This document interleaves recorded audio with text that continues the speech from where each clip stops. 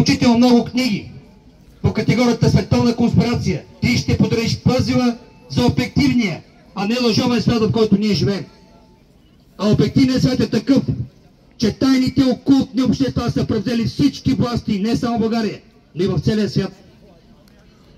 Тук номера щеше да мине, ако не беше примера, почина, ако не беше призва на бай Георги да презве всички българи, да защитете много от неговото стадо, което е над 1700 овце.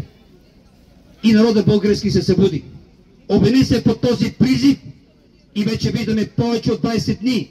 Тук има брати и сестри, които с телата си отстояват истината такава, каквато е. А това е, че тук няма чума и никога не е имало. И че тази чума беше изкуствено изперена, за да се унищожи едно стадо, което може да се каже, че е емблематично в своята си порода, а също така стана емблематично и за устояването на човешките права, които са ни гарантирани от Бог. Искам да кажа също така, че тук трябва да дадем почин на активността на нашия брат Любо, който създаде щаб и с който се противопоставя на всички действия на тази сатанинска папач, която прави нашата мила родина майка България. Тук да има ред, да има дисциплина, да има ни действия, с които да се противопоставяме на всички уния провокации, които и до този момент се стовариха върху плещите на нашите брати и сестри. Здравейте, българи! Преди да кажа по същество няколко думи, искам да благодаря на всички, които вчера се отзоваха на импровизирания събор непримиримите тук на това място. Въпреки лошото време, цял ден валеше. Около 15 000 човека минаха тук през това място. Ние ги поканихме да видят, че на това място няма чума. Поканихме ги, че на това място има едно стадо, собственост на семейството на бай Георги, което това семейство от овце е в перфектно здраве. Една сатанинска организация в лицето на Баба Х обявиха, че тук има чума, обявиха, че тук има огнище на чума. Ние затова сме тук, за да покажем, че такова огнище няма. И за сетен път да кажем, че има огнище на чума и тя е в парламента. Затова в четвъртък от 12 часа на обяд ние ще бъдем пред парламента. Преди 2 часа направихме импровизирана пресконференция тук от това място с колегите от щаба и от инициативния комитет, който действа съвместно, и сме призовали всички българи да дойдат там на това място, за да покажем, че в България има общество, което защитава своите интереси. И както казва нашия брат Венци, срещу истината вие, сатанисти, нямате нищо, което да предложите. Вие мислите, че тук са се събрали едни хора, които не знаят какво правят. Само ще ви кажа, че тук са се събрали цвета на нацията и в наше лице, в лицето на Обединение 29, 100% българска, 100% над мафиотска организация. Тук всичко е перфектна организация. Тъй като ние очаквахме от вас една информация да свалите тези животни да бъдат убити, но вие вчера потвърдихте с информация, че тази заповед е в сила. Ние ви обяснихме в прав текст тук с нощи какво правите ви, сега ще видите какво правим ние. Първо, искаме оставката на министъра на земеделието. Второ, искаме директора на Баба Х да се разследва и докато този пич не влезе в затвора, няма да го оставим на мира. Трето, искаме Баба Х да се разформирова като някаква си там организация или държавна институция. Тя е 100% мафиотска, 100% е паразитна. Така че, чао Баба Х, дните са ви преброени, бъдете сигурни. От тук нататък, това, което следва, е няколко хода, които ще запазим в тайна, а вие ще разбирате от вашите съгледачи, които регулярно ни ги пращате. Благодарим за което, за вашето внимание. Но това, което ще направим от тук нататък е следното. Ние сме обявили война на мафията. 35 години, това, което причинихте на България, на българите, сега ще видите какво можем и ние, истинските българи. На вас, мафиоти, дните са ви преброени. Ако си мислите, че вие имате нещо срещу нас, нямате. Вие освен оръжие да изпращате оня убиец, който се опита да убие нашето момче с ножа, да изпращате някакви си там биячи. Само да ви кажа, че в нашите редове има много сериозни хора, обучени истински. Мъже с стил, с характер, с мускули, но те стоят в сянка. Не си правете труда, дори не си го помислите да извършвате срещу нас силови действия. Говоря ви за хиляди здрави, обучени мъже, които чакат сигнал. Един съвет към МВР. Тук в рамките на 10 дена, 2 седмици, вие направихте 3 опита за штурм. Но ви благодарим за което, защото щяхте да получите сериозен отпор, при което щеше да има кръв. Нали знаете? Тъй като знаете, че вие имате съгледвачи и ние им казахме, че тук не сме дошли на протести, тук сме дошли на бой. И тук щеше да има здрав кютек. Бяхме се приготвили много сериозно. И в момента сме готови и ще ставаме още по-подготвени. Така че, господа от МВР, даже да не ви минава през ум да извършвате силови действия.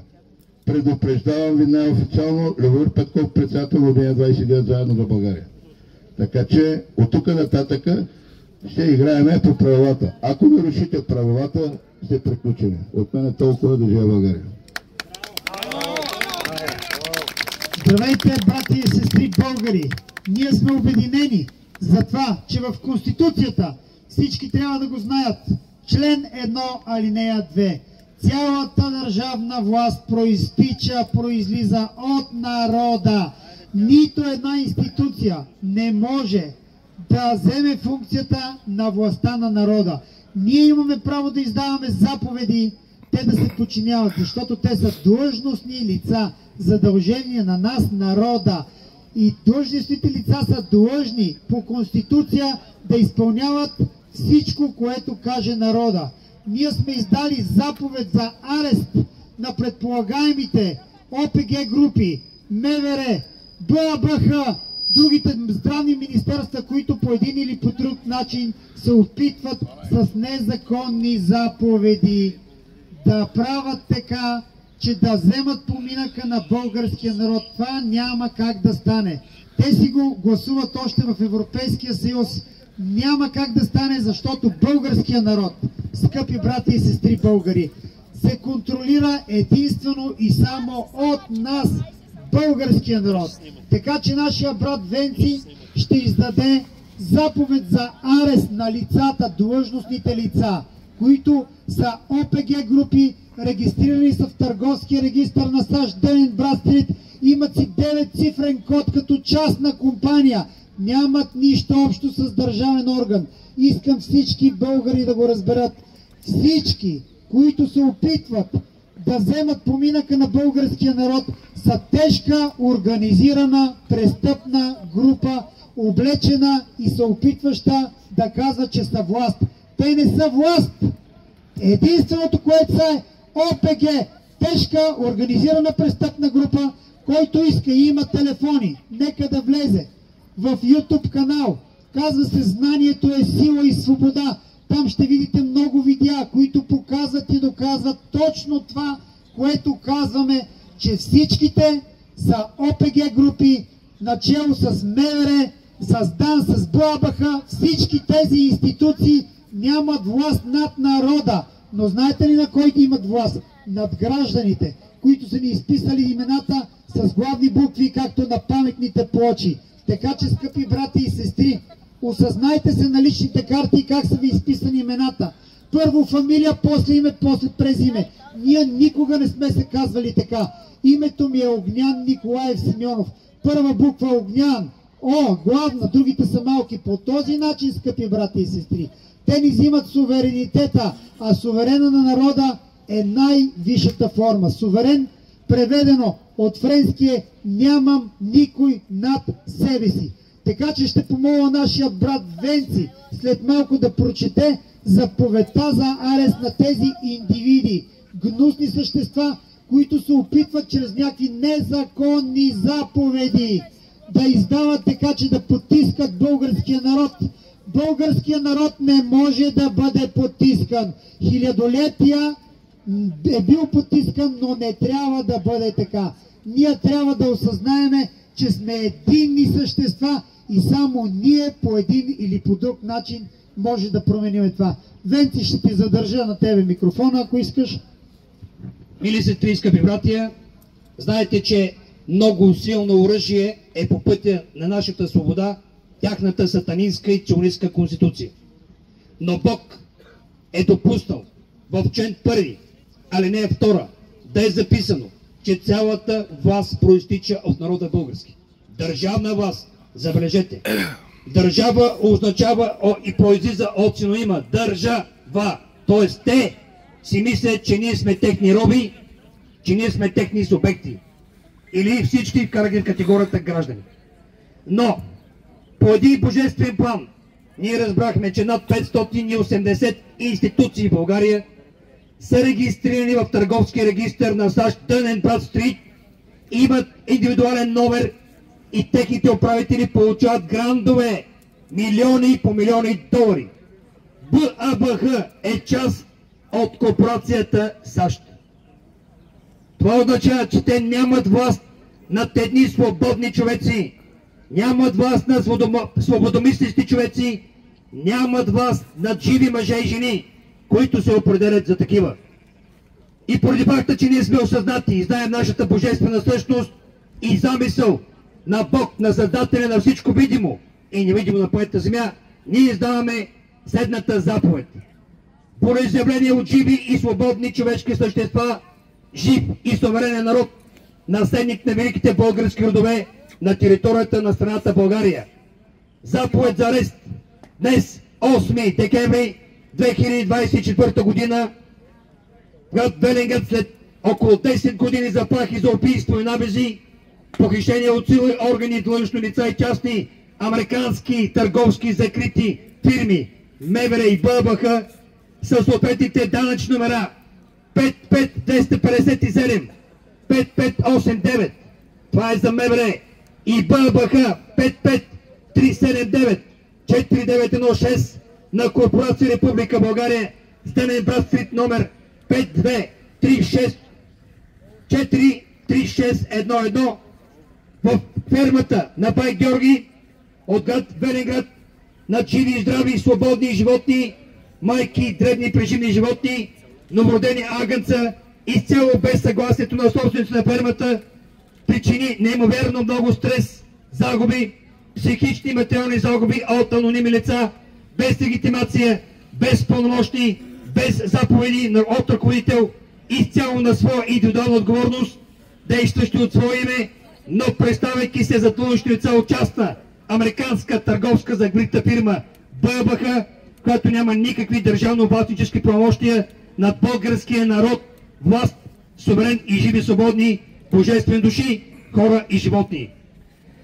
Застрашавайки продължение на дик тяхното здраве и живот, незаконно проникване в фермата на семейство Илиеви, избиване на кучета и заплашвайки бизнеса на семейството, с изземването на неговата стока под измислени и недоказани причини, пълна лъжа, че е имало чума от ферма, която изцяло не е референтна и не се занимава с това.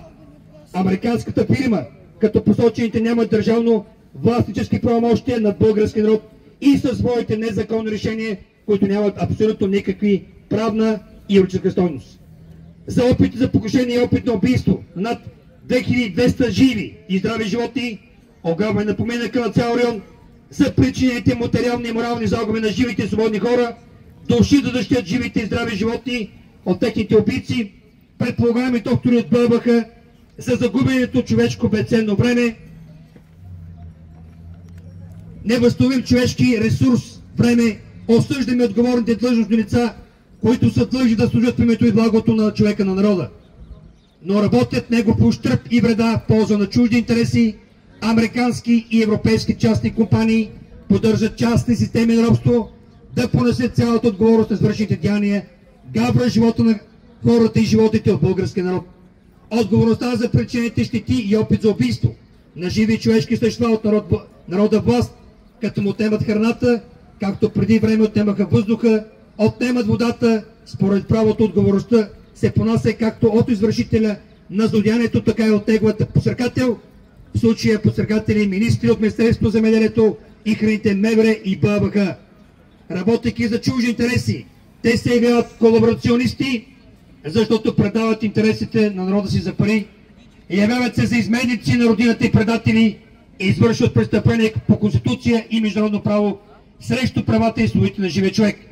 Здрави животни, здрави, живи, малки, току-що родени агънца, всички живи, божествени, здрави творения, над които има власт само Творецът, защото те живеят по естественото право и никакви американски фирми или частни физически лица нямат никакви права, никаква власт. Правейки го, те извършат престъпление единствено само от свое име и е престъпление срещу човечеството, за което няма срок и давност предстоящия Нюрнбергски процес и народни независими съдилища. Ние, представителите на будния български народ, живи човешки същества, стотици събирайки се всеки ден в отбрана, защита на свободата и живота от чуждестранни окупатори на поляните в района. Осъждаме всички отговорни лица. Георги Тохов, предполагам министър на фирма на Министерството за земеделието. Светодар Татарински, предполагам директор на фирма БАБХ. Атанас Трайков Илков, предполагам министър на фирмата на МВР. Да обещат всеки един от нас и пожертването здраве и време и пропуснати ползи и щети на конкретното семейство или със стадо от 2200 различни редки породи. Издаваме заповед за арест въз основа на грубо покушение на правата на човека и народа власт. Покушение на неговият суверенитет, неговият частен имот, неговото препитание, неговият труд и собствена стока от умними лица, действащи без пълномощни от името на Георги Тахов, Светодар Татарински и Атанас Трайков Илков. Уведомен не един, уведомени са всички. Всички права и свободи запазени, без ущърб на нас и нашето имущество, на нашите семейства. Ние сме авторите на текста и само ние определяме значението на думите, които ползваме. Правото от тълкуване на текста значението остава единствено за нас. Видеопротоколирано, обнародвано, доставено с хронология. Без предразсъдъци, UCC 1.308.4 имаме черта. Мили сестри, скъпи братя, чухте възгласите на всички ония будни българи, които са тук на место в фермата, защото се роди поредното агънце от поредната фирма, която трябваше да бъде под ударите и касапите на БАБХ, защото, видите ли, имал чума. Как е възможно да има чума от чумави овце, питаме се всички ние. Но тук думата имат специалистите. Тези, които са учили на ветеринарна медицина и тези, които знаят, че няма как едно болно животно да ражда, няма как едно болно животно да се движи в продължение на 20 дена. Няма как да виждаш някаква чумава уста, а пък тя да бага като коза и като сърна. Това не е възможно да се случи. Скъпи брати и сестри, виждате знак, в който се чете заповедта за арест и се ражда, както индикация, че се ражда живо, здраво агънце в момент, в който се говори точно това. Тези мръсни, долни същества, които искат да вземат поминъка на българския народ, е време да влезат в затворите с 30 годишни присъди. Скъпи брати и сестри, погледнете какво чудно агънце черно се е родило. Погледнете, здраво! Ела, брай Георги! Вижте го, гледайте! Красиво, здраво, хубаво агънце! Браво! Да живее българския народ! Да живее истината! Такава каквато е! Само истината ще ни направи свободни, скъпи брати и сестри!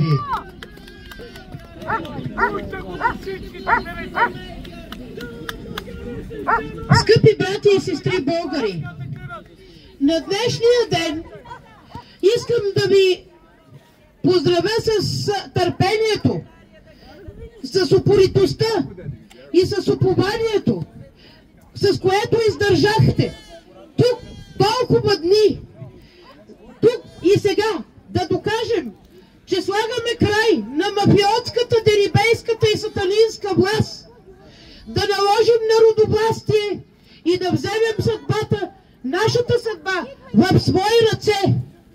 Член 1, алинея 2 от Конституцията